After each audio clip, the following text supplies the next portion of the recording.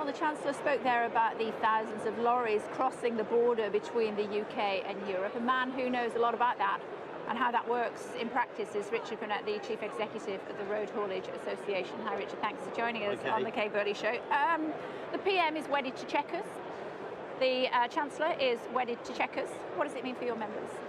I think for our members, checkers will work. You know, one of the things that I've heard this morning was unity.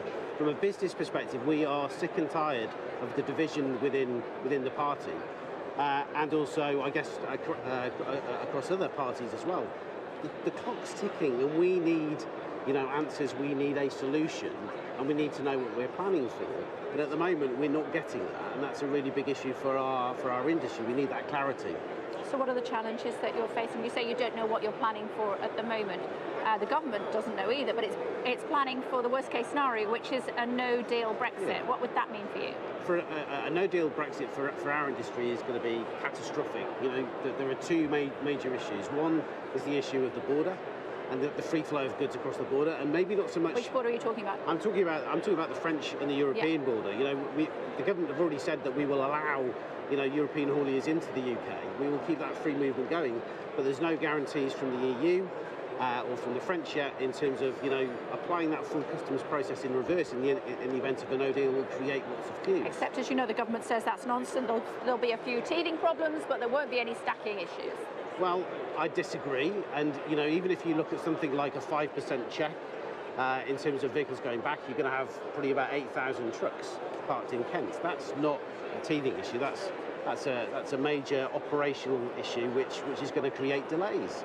Permits are also another issue. So for British hauliers going to the continent, we only have a fallback position at the moment of 1,224 ECMT permits to allow us access. And we've got 40,000 UK trucks that go to Europe. So, again, we need clarity. We need to understand whether or not we're going to get permits, bilateral permits, and whether or not we're still going to be able to access the EU from our perspective. Those are the real challenges that we're facing. I know that you're also concerned about the immigration system and what it might be for workers post-Brexit, the points system, and whether people need to earn £30,000 a year before they can come and work in the United Kingdom. What sort of problems might that cause for you? Well, it's already causing problems for us, and that kind of, the discussion in the paper that's already been launched is highlighting that in terms of EU, it's not going to be favourable. We're going to be looking at high skills for drivers. The number of drivers that we've got driving from Europe and the UK at the moment is about 60,000. We're already seeing drivers return. And actually, over the last couple of weeks, we're seeing an exacerbation of that.